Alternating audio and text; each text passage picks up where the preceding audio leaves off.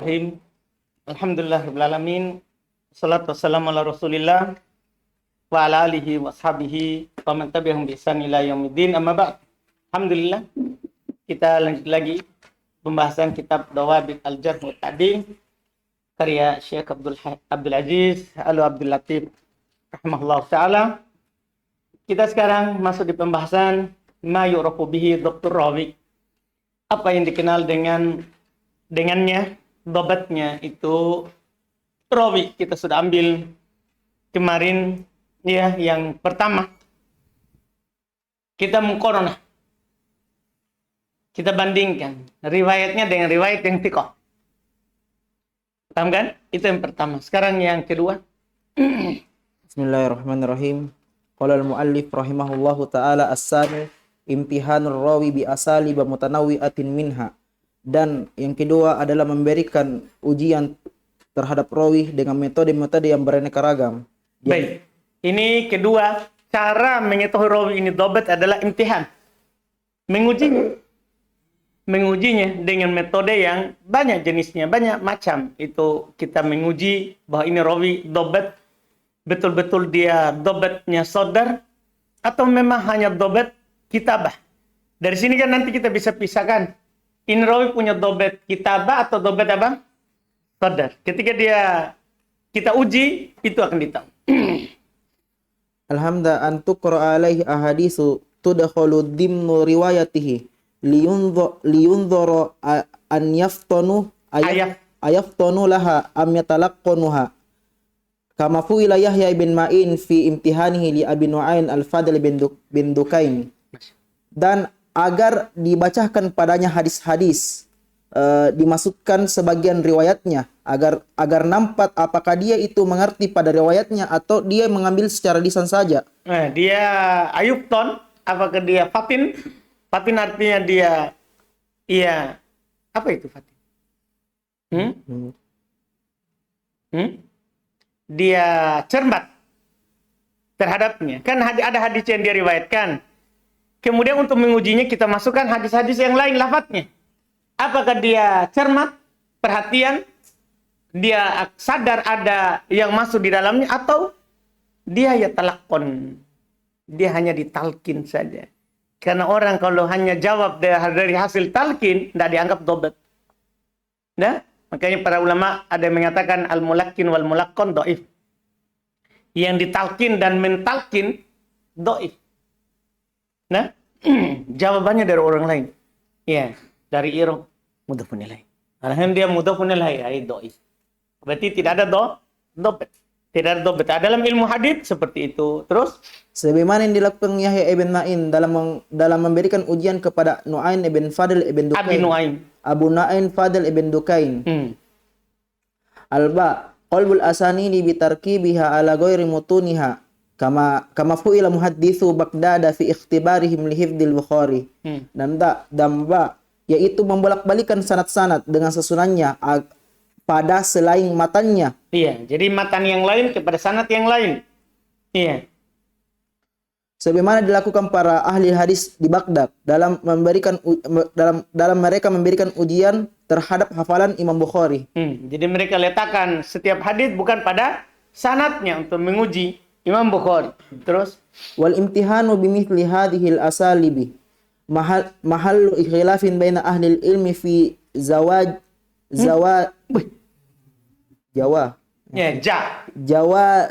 wa man'ihi. Faqad kana Yahya ibn Sa'id al-Qattan yaqulu la astahillahu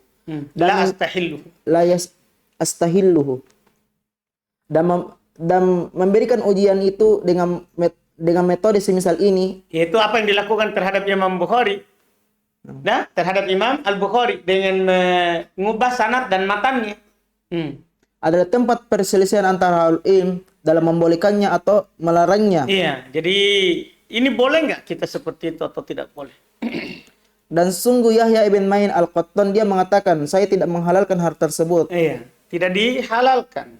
Kalau Yahya ibn Sa'id al-Qattan. Terus wa ulil man'u dzalika bi amrayn huma. Dan alasan pelarangnya itu dari hal tersebut memiliki dua alasan. alhamda ma yutarattabu alaihi min taqlitil muntahini liman yamtahinuhu faqad istamirlu ala riwayatihi li dhannihi annahu shawabun. Ini masalah. Dan Hamzah, apa yang diakibatkan atasnya dari kesalahan orang yang menguji terhadap orang yang diuji, maka kadang dia tetap di atas riwayatnya karena dia mengira bahwasanya riwayatnya itu benar. Nah, ini bisa membawa dia kira itu sanad sudah benar atau mata sudah benar untuk sanad itu. Karena padahal kita sudah membaliknya. Ya, sehingga dia akan terus meriwayatkannya, dia kira itu yang benar, ternyata salah. Alba annahu qad yasma'uhu man la khibrata lahu fayarwihi dhannan minhu annahu shawabun.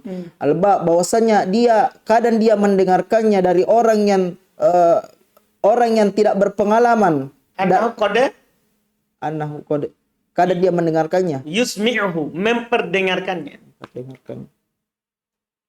Terkadang dia memperdengarkannya kepada orang yang tidak memiliki pengalaman dalam meriwayatkan karena dia mengira bahwasannya dia itu benar. Nah, jadi kadang dia dia meriwayatkannya. Kan dia memperdengarkan kepada orang lain. Atau bisa juga tadi yasma'u man la khibratalah. Nah, orang tapi kita jadikan dia fa'il, ya. Orang yang tidak punya khibrah terhadapnya mendengarnya. Ya kan? Atau bisa juga orang yang tidak punya khibrah dengannya memperdengarkannya. Ya, kepada orang itu sehingga dia menyangka bahwa dua-duanya sama-sama tidak boleh. Apakah dia memperdengarkan atau dia mendengar? Nah, dia mendengar. Jadi karena sama-sama hasilnya adalah sebabnya tidak boleh karena dia akan meriwayatkan dia sangka itulah yang benar. Ini alasan dari pendapat Yahya ibn Sa'id al-Qattan yang dia tidak halalkan. Terus wa kana Syu'bah bin al-Hajjaj wa Yahya bin Ma'in yamtahinani ba'd rawati bi qasdi ikhtibari dabtihim. Dan adalah Syu'bah ibn Hajjaj dan Yahya ibn Ma'in, keduanya menguji sebagian perawi dengan maksud menguji mereka dalam bobot mereka. Artinya ini pendapat lain. Sementara Syu'bah bin al-Hajjaj, Yahya bin Ma'in melakukan hal itu. Terus kita tidak berdalil dengan, kenapa belum tidak berdalil dengan apa yang dilakukan terhadap Imam Bukhari? Kan itu sebenarnya hanya masyhur saja. Kalau secara sanad tidak. Ada penukilan yang benar bahwa Imam Bukhari diuji oleh mereka tadi. Tapi yang terkenalnya diuji. Yang terkenal saja. Tetapi kalau secara sanad, belum.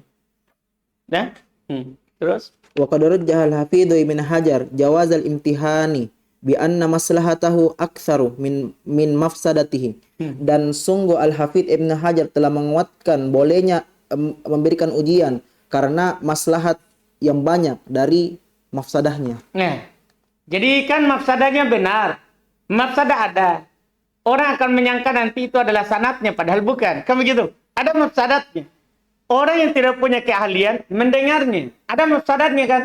Tapi kan ini kan yang diuji adalah orang ahli. Paham kan? Berarti mafsadahnya hilang. Ya kan?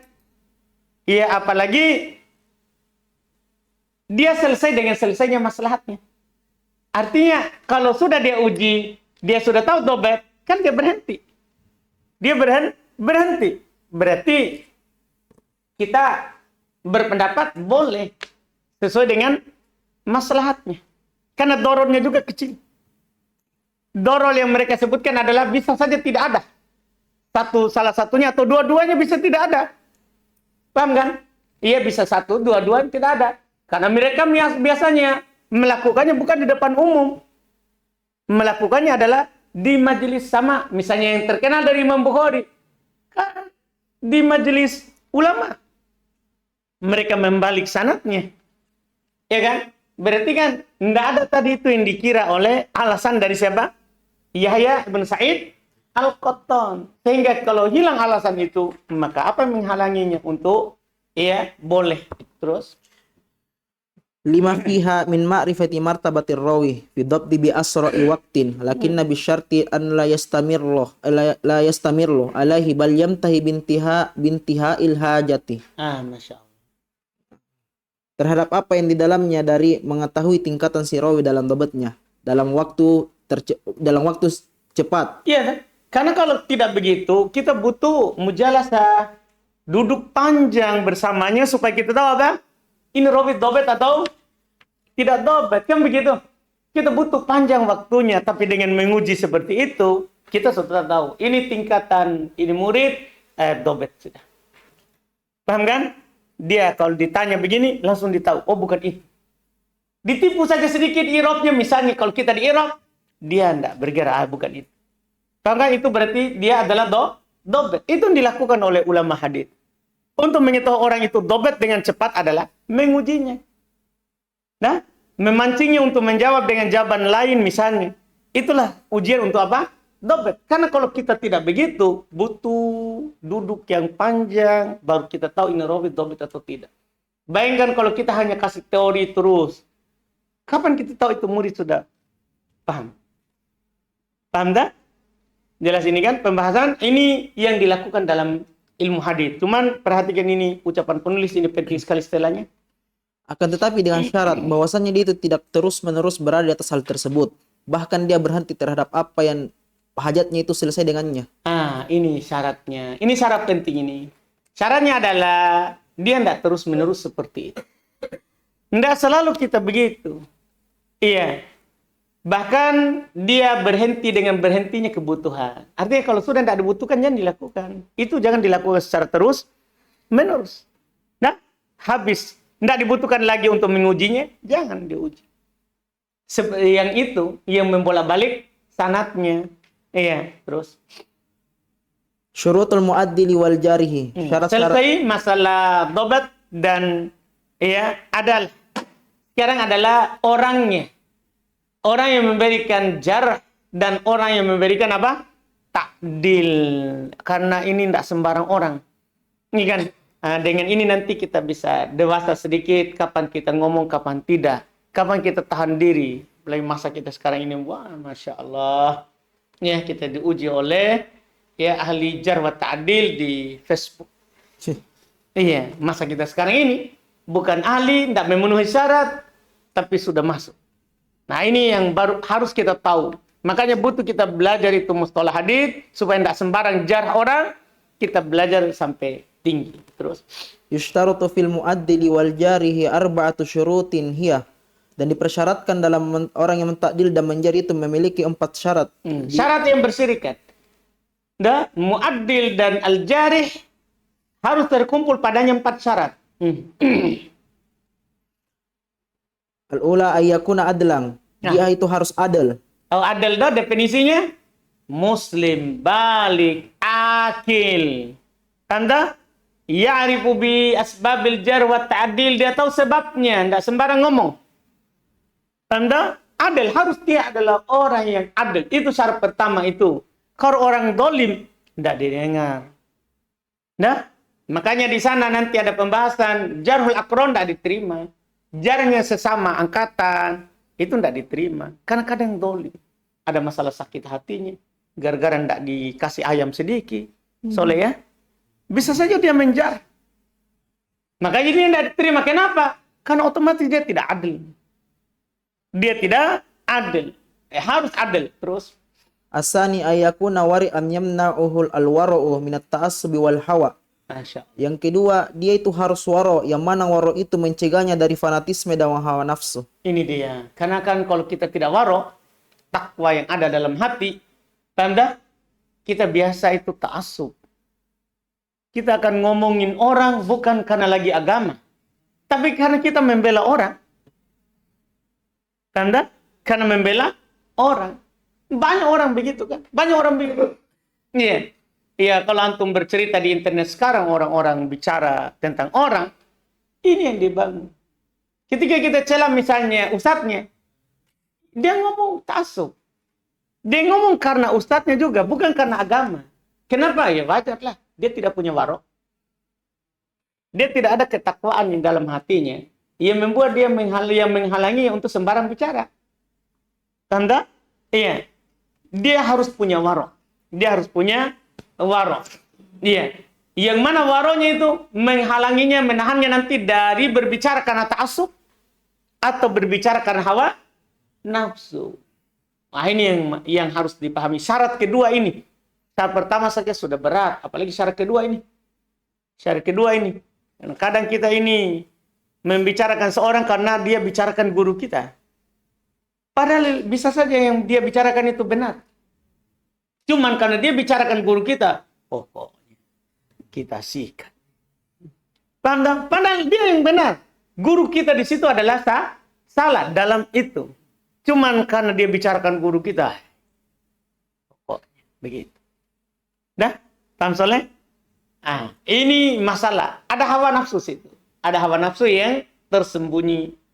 Terus? Asalis ayakuna yakidhon ghairu mughaffilin li'alla yaktarru bi dhahiri halir rawi. Masya Allah. Syarat ketiga ini. Ayakuna yakidhon. Coba terjemahkan. Yang ketiga dia tuh harus orang yang sadar, bukan orang yang lalai, agar supaya dia itu tidak mengandalkan nampak keluarnya si rawi. Tidak tertipu, yaktar. Tidak tertipu dengan nampak keluarnya si rawi. Dah.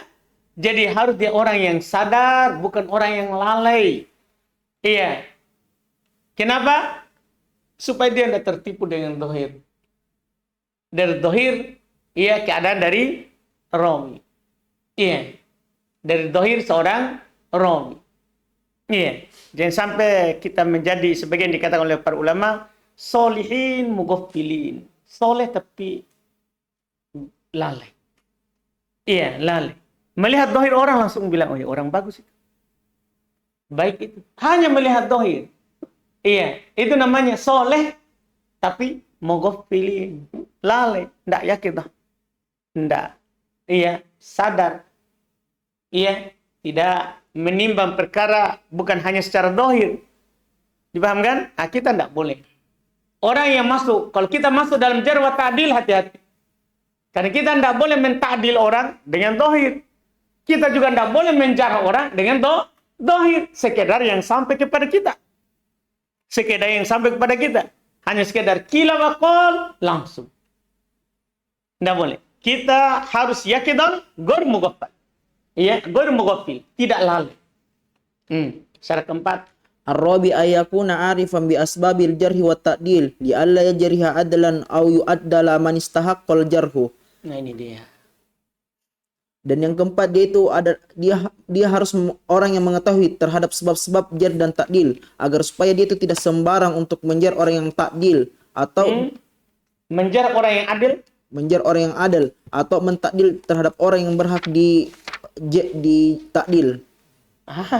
Mentakdil terhadap orang yang berhak dijar. Ini Masya Allah. Ini adalah syarat. Penting juga ini. Jadi kalau ada orang berbicara kita, sebenarnya syarat keempat sudah cukup itu. Anggaplah antum tidak tahu dia adalah. Tidak tahu dia punya warung. Itu kan masalah dalam hatinya. Iya. Tidak tahu kalau dia adalah orang yang yakin. Tidak lalai. Syarat keempat, saudara. Harus dia itu orang yang arif bi asbabil jarh wa ta'dil. Harus orang paham sebab jarh wa ta'dil itu. Artinya kalau itu bukan ulama, mustalah hadis tidak pernah baik kuliah. Kamu kau terima itu. Silakan kau berbicara sampai mati. Tidak mungkin saya terima ucapanmu. Silakan kau berbusa mulutmu. Jadi kita cukup lihat siapa yang ini ngomong ini. Ada orang berbicara, mata jurumnya tidak tamat. Gimana caranya mau belajar mustalah hadis, belajar usul fikih kan begitu. Mata jurumiyahnya tidak tamat baru dia ngomong. Cukup begitu saja.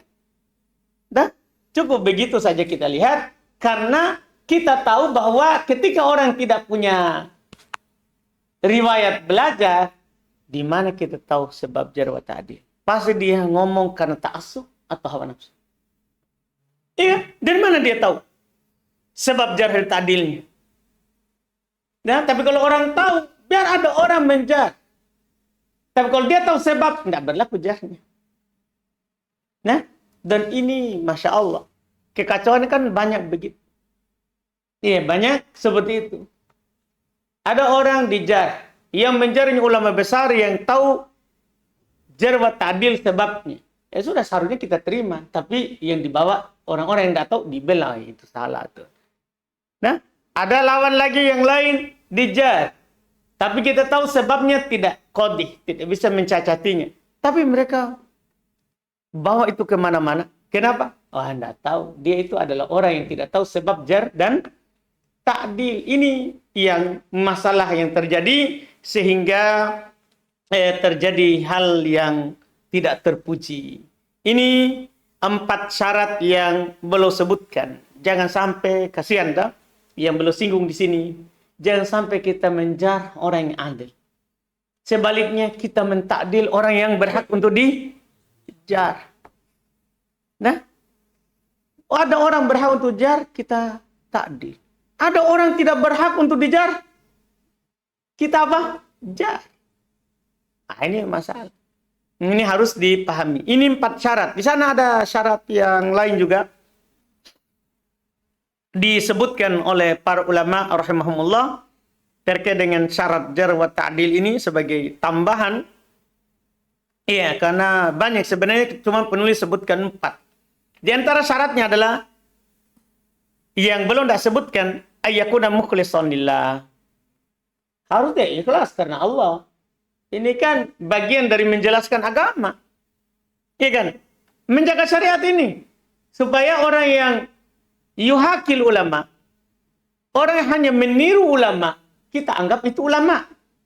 Nah, itu masalah penting itu. Masalahnya masalah terkait dengan agama. Makanya Syekh Muhammad bin Abdul Wahab, antum kalau baca usul sittah, itu ada usul, boleh jelaskan adalah siapa ulama, nah, siapa fuqaha, dan siapa yang bukan ulama, bukan fuqaha.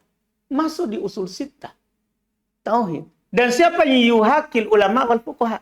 Siapa yang hanya meniru ulama dan fuqaha. Tidak ada orang, bukan ulama tapi dia tiru. Jubah, boy, licin, sorban. Selesai orang kira ulama. Padahal dia hanya meniru. Hanya meniru. Penting kita. Makanya di usul sittah disebutkan sebagai usul. Yang belum kasih mukaddimah di awal, itu sebenarnya hal yang jelas. Diketahui oleh abladun nas, orang yang paling bodoh, tahu itu ulama dan yang menyerupai ulama. Paham kan? Cuma kadang sebagian orang, ia menampilkan dirinya soleh, menampilkan dirinya pakaian, akhirnya naik mimbar, berbicara, khutbah, akhirnya apa? Seharusnya khutbah mengingatkan orang, pergi gosip. Kenapa? Karena dia hanya meniru ulama. Makanya kita harus paham baik-baik. Di samping dia harus mengenal jar wa ta'dil, dia harus ikhlas. Karena ini kita berbicara karena beragama. Membela agama Allah. Iya, membela agama Allah. Jadi harus ikhlas. Iya.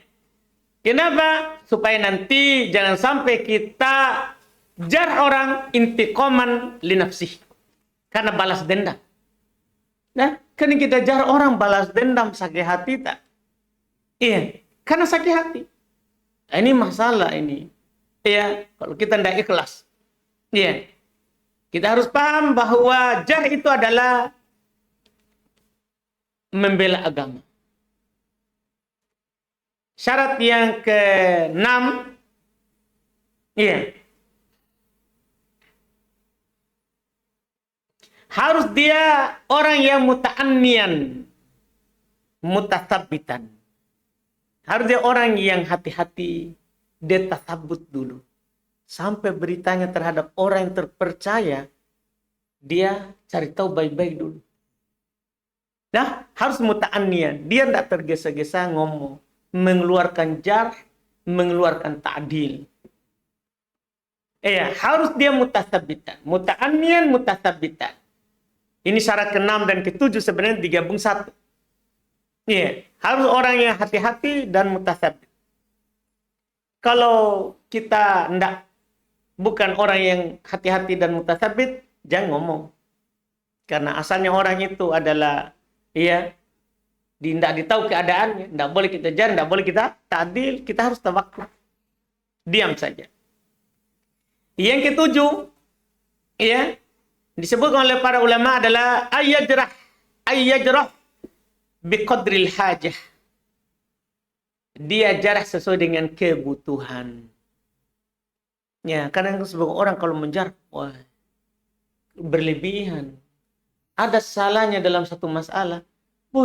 Dia singgung. Biar dulu sebelum kenal dakwah, dia singgung juga itu. Dia sebelum kenal dakwah, di mana dia di jalan. Iya. Begitu. Dia melebihi kebutuhan. Dia harus jarh orang apa? Sesuai dengan kebutuhan. Iya. Karena jarh itu adalah bimanzilatid darurah. Ya, qaddar biqaddariha. Sama dengan sesuatu yang darurat kita ngomong. Karena kan gibah ini. Ya kan? Kita menggibai orang ini. Sehingga kita boleh, kalau ada daruratnya. Kalau ada dibutuhkan. Sehingga kita ketakar. Sesuai dengan kadarnya.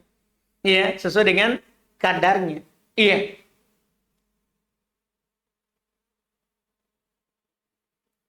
Ini, iya.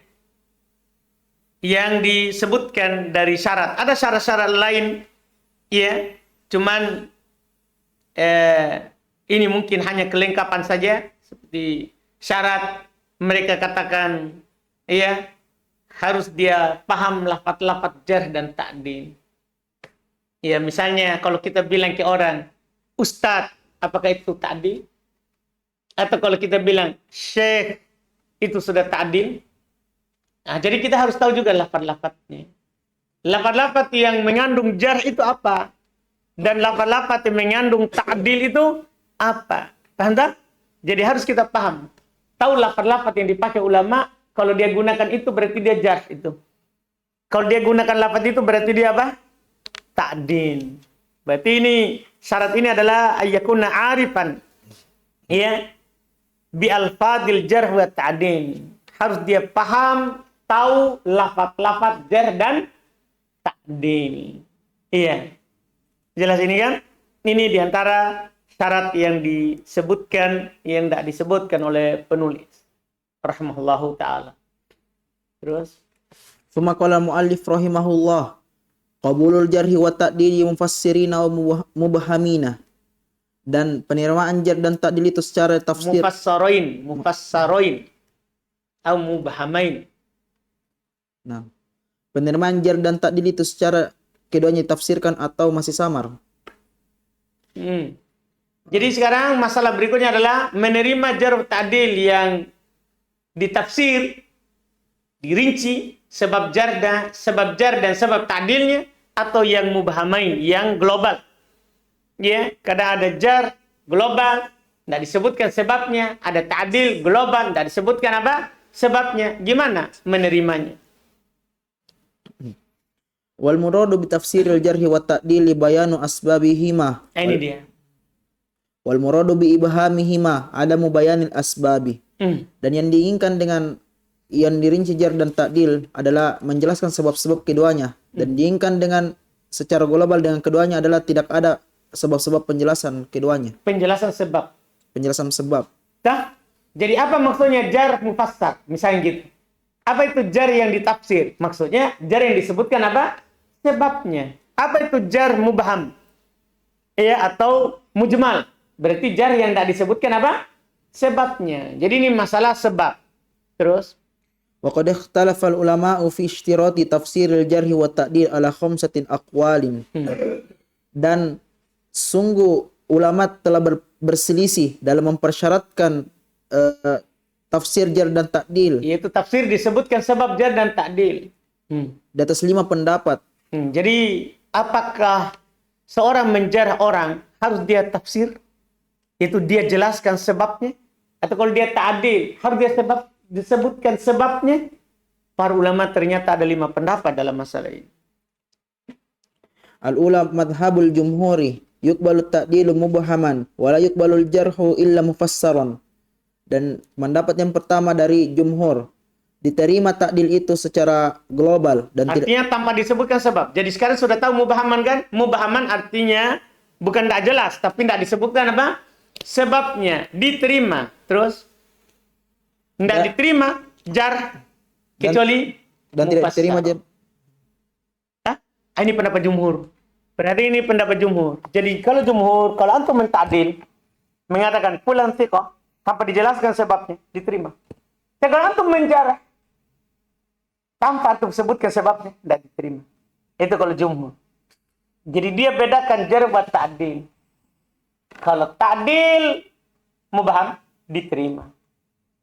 Jarh mubham tidak diterima. Tapi yang diterima dari jar apa? Yang mufassar, yang ditafsir. Nah, apa berarti yang ditafsir? Dijelaskan sebabnya. Kenapa kamu jar si fulan? Jadi kalau ada kalimat global, kita nggak terima. Ada seorang bilang, fulanun, iya. Misalnya dia bilang apa? Gorifiko. Misal, apa sebab? Harus sebab. Sebutkan. Misalnya mereka menjelaskan Ibn Lahiyah, soal hifz. Kenapa jelek hafalannya? Nggak? Kenapa tidak terima hadisnya? Mereka sebutkanlah sebabnya. Terbakar kitabnya, dia adalah dobet-dobet kitabah. Terbakar bukunya. Akhirnya, kalau dia cerita dari hafalan, begitu. Misalnya mereka contohkan Imam Abdul Razak Son'ani. Waktu dia di Yaman, belum pindah ke Basra. Ya, fiqh. Diterima hadisnya. Tapi di akhir umurnya, berubah hafalannya. Karena umurnya. Jadi dijelaskan, kenapa kamu tidak terima hadis ini? Ya, mukhtalif di akhir. Dia mukhtalif di akhir umurnya. Jadi dijelaskan sebabnya. Karena jangan sampai kita sebutkan. Jangan sampai kita sebutkan. Ini kalau jumhur. Kalau jumhur. Alasannya? Wadhalika lima ya'ti, dan demikian pula terhadap apa yang berikut ini. Demikian itu lima ya'ti dengan alasan berikut. Hamzah anna asbabal ta'dili kathiratun jiddan yathqulu dzikruha, dan bahwasanya sebab-sebab takdil itu sangatlah banyak sekali dan penyebutannya itu sulit. Ini dia. Kenapa kita kalau ta'dil tidak perlu ditafsir? Karena sebabnya banyak sekali, iya kan? Iya kan? Sebab ta'dil banyak. Bisa dari adalah, bisa dari dobat. Bisa juga di luar daripada itu. Ya, misalnya orang ini sebenarnya tidak dobat, tapi dia adalah asbatun nas. Di syekh misalnya. Dia orang yang paling terpercaya dari syekh itu. Kan bisa menjadi kita tazkiyah. Paham kan? Dia tidak terlalu kuat, tapi dia adalah orang yang paling sering bersamanya, yang paling lama bersamanya. Bisa menjadi sebab tadi. Kalau dia bercerita. Terus?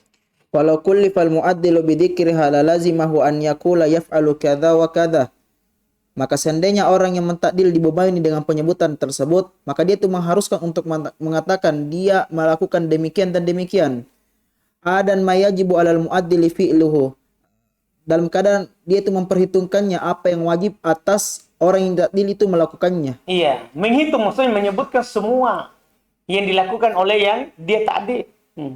Wa yatruku kadza wa kadza. Dan ma yajibu alal mu'addili tarkuhu. Dan meninggalkan al-mu'addal, bukan mu'addil. Dan dia meninggalkan yang demikian-demikian, yaitu dia hitung, dia sebutkan semua apa yang wajib ditinggalkan oleh si yang diberikan ta'dil.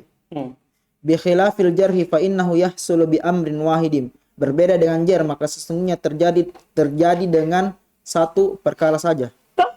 Gitu. Ini orang misalnya muttaham bil kadzib. Kenapa? Cerita sama orang dusta. Itu satu saja cukup. Karena sebab jar itu satu saja sudah cukup. Beda ta'dil. Ya kan? Beda ta'dil banyak terus. Alba wal ikhtilafin nasi fi mujibil jarhi farubbama atlaqa ahaduhum al-jarhu bina'an ala amrin i'taqadahu jarhan wa laysa bi jarhi fi nafsil amri. Dan manusia berselisih dalam keharusan berbeda-beda. Dan manusia berbeda-beda dalam keharusan jar. Dalam yang mewajibkan jar. Jadi orang itu sebenarnya berselisih. Misalnya khadimul muru'ah. Sebagian orang mengatakan itu khadimul muru'ah sebab jar. Sebagiannya apa? Tidak. Kan gitu. Karena juga sebenarnya kadang itu ahli hadis tinggal di sebuah daerah. Daerah itu kalau itu dilakukan bukan hal yang aib di sisi orang yang berilmu. Tapi kalau daerah lain itu aib. Sehingga harus dia sebutkan. Jangan sampai dia di wilayah yang hal yang dimaklumi. Iya, maka harus disebutkan. Ini dia. Beda-beda orang. Terus? Maka terkadang salah satu dari mereka mengitlakkan jar dalam keadaan dia bangun di atas satu perkara. Dan dia meyakininya sebagai jar. Dia bangun di atas satu perkara, dia yakini itu adalah apa? Jar. Padahal dia bukan jar pada perkara itu sendiri. Iya, dah. Dia yakini itu jar, padahal bukan jar. Jadi harus disebutkan supaya kita tahu apakah ini jar qadih atau ghair qadih, mencacati atau tidak, ya kan? Jadi harus disebutkan terus. Wala siyama idza kana al-imam mutasyaddidan muta'anninan aw muta'annitan yajrihu ar-rawi bima la yakunu qadahan inda ghairihi. Ini dia. Terus Dan lebih-lebih lagi apabila imam yang keras menyulitkan memberikan menjar rawi terhadap apa yang rawi itu tidak ada celaan di sisi lainnya. Kalau apalagi imam itu adalah khusus ya pada imam yang mutasyaddid. Dia itu orang yang memang apa? Keras. Iya, ada imam mutasyaddid. Iya. Terus Fabayanu sababi mazilun muzilun lihadal ihtimali wa mudhirun liqaunihi qadihan au ghair qadihin. Dan sebab penjelasan ini menjelaskan sebab menghilangkan ihtimal ini dan menempatkan keberadaannya sebagai orang dicela atau tidak dicela. Jadi ketika kita menjelaskan sebab, kita bisa tahu ini dia qadih, jahnya mencacati atau tidak mencacati. Iya. Jadi bukan kita lihat, iya, ulama saja menjar, dia mutasyadid, belum tentu kita katakan itu majruh. Apalagi kalau dia mutasyadid. Nah, jadi butuh kita tahu apa sebabnya kamu jah. Itu rawi. Nah, sebagian orang kan tidak paham ini. Pokoknya kalau dijar oleh guruku selesai cerita itu, dunia tertutup untuknya. Kan begitu kan? Kita tidak tahu sebab jarnya apa. Ini mayoritas. Jadi mayoritas itu selalu bertanya, kenapa kamu jah? Kalau mayoritas. Kalau ta'dil, mereka tidak tanya. Kalau ta'dil. Tapi kalau jar, dia tanya, apa sebab kamu jah? Dan sampai kita tanpa sebab langsung pokoknya terima saja. Ahlinya ini. Nah, sebagian orang kan begitu. Yang tidak belajar, begitu. Yang belum belajar dawabit, ketentuan jar wa ta'dil, itu masalahnya. Itu adalah masalahnya. Dia ada yang dijar, selesai pokoknya jar. Ya, pokoknya dijar. Nah, ini pendapat pertama. Nanti kita lihat pendapat kedua, ketiga, keempat, kelima. Ya. Dari pendapat-pendapat. Alhamdulillah. Kita cukupkan dulu. Subhanallah.